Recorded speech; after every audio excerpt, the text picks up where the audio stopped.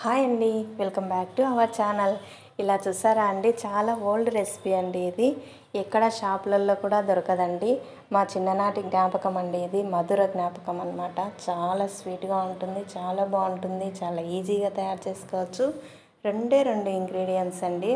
2 cups బెల్లం తీసుకొని 1 cup water వేసేసి బాగా కలయబెట్టుకోవాలండి. కొంచెం కరిగితే సరిపోతుంది, వడగట్టుకోవాలండి. ఎందుకంటే అందులో ఈజీగా ఉంటుంది కదా బెల్లంలో, అందువలన వడగట్టుకొని మళ్ళీ స్టవ్ పైన పెట్టేసి అందులో వేసేసి బాగా పాకు వచ్చినంత వరకు కలబెట్టుకోవాలండి.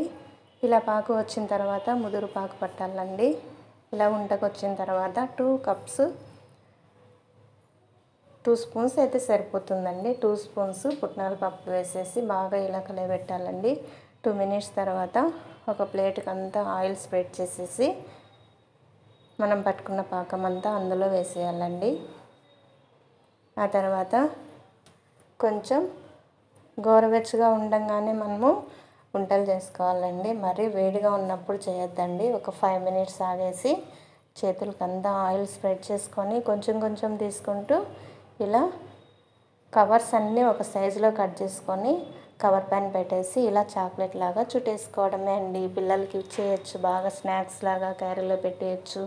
మనం కూడా ఎప్పుడు స్వీట్ తినాలనుకుంటే అప్పుడు తినేయచ్చండి. చాలా టేస్టీ, చాలా హెల్దీ కూడా, చాలా ఈజీగా కూడా తయారు చేసుకోవచ్చు. ట్రై చేయండి. ఇప్పుడు ఎక్కడ షాపులలో కూడా దొరకవండి, మనం ఇంట్లో తయారు చేసుకోవాల్సిందే. చాలా బాగుంటుంది. మీరు కూడా ఒకసారి ట్రై చేయండి. దీన్ని కమ్మరికట్టు అంటారండి. 90s కిడ్స్కి అయితే తెలుసండి. చూడండి, ఇలా చాక్లెట్స్ లాగా అన్నీ తయారు చేసుకొని తినేయచ్చు. చాలా ఈజీ కూడా. మీకు నచ్చినట్లయితే